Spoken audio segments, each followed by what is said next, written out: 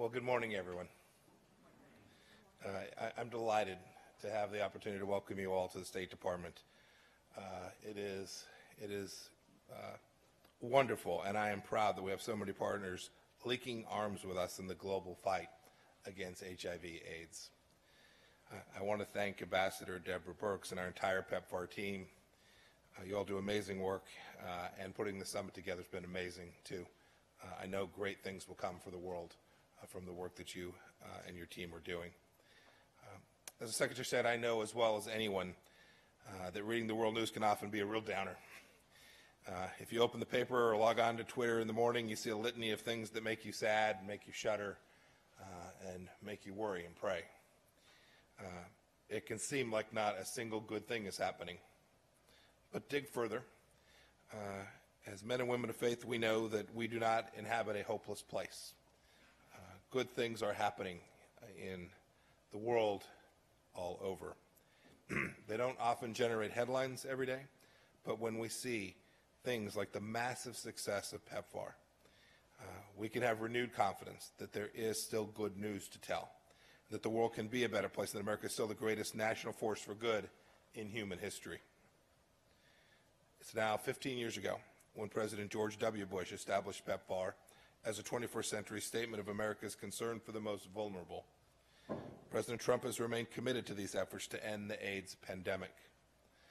Since the launch in 2003 of PEPFAR, thanks to strong support from 3 presidents, multiple Congresses, and our many partners around the globe, we've saved more than 17 million lives.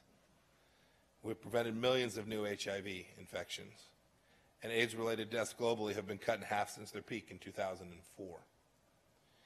Quite simply, the HIV/AIDS pandemic has gone from crisis towards control. And at every step of the way, people like you, faith leaders, faith-based organizations, and communities of faith have been cornerstones of our effort. You were in the communities hardest hit by AIDS long before the pandemic began, and we know you will be there long after the epidemic is controlled. In some parts of the world, in some places, faith-based institutions provide as much as 70% of healthcare delivered to people living with and affected by HIV/AIDS. That's a remarkable testimony to your passion, your caring, your commitment, and to your love for your fellow man. Because of the clear value of faith-based organization, the fight against HIV/AIDS, the United States is proud to invest in you who are doing this outstanding work. Our investment in faith-based organizations is institutional, not ideological. We need to keep reaching the populations we are missing in our HIV/AIDS response, accelerate progress in controlling the pandemic, and ensure that our efforts are sustainable as well. This summit is designed to allow each of you to share exciting ideas how to make this happen, to explore what we can do to expand our efforts, and to ensure that the pandemic is indeed controlled. The 2018 PEPFAR Strategy Progress Report, which I released this past September, shows the strides we have taken together. Guided by the Trump administration's PEPFAR strategy, up to 13 high HIV burden countries are poised to achieve epidemic control within the next 2 years. You know, what I'm particularly proud of in this strategy is that PEPFAR and our partners are firmly focused on populations that are often being left behind, including young women, men, and children. You know, I know you as faith leaders will appreciate this analogy when I say this concern for the most vulnerable resembles Jesus' parable of the lost sheep. He says that a good shepherd goes after that one lost sheep at all costs, even though he already has the other 99 in his flock. Even though our faith-based partners have already helped save millions of lives, we know that we will not get complacent, and thank you for that. You all are driven by a higher motivation, and we will see this work through to its end. Today, I'm also pleased to announce PEPFAR's latest annual program results. As of September 30th of this year, PEPFAR supports over 14.6 million people with life-saving antiretroviral treatment. This is up from only 50,000 who were on treatment in Africa when the program began back in 2003. I'm also pleased to announce new and exciting progress towards achieving epidemic control in Nigeria and Ethiopia. We aren't announcing the specific data sets just yet, but Ethiopia is on the verge of achieving HIV epidemic control, a remarkable accomplishment.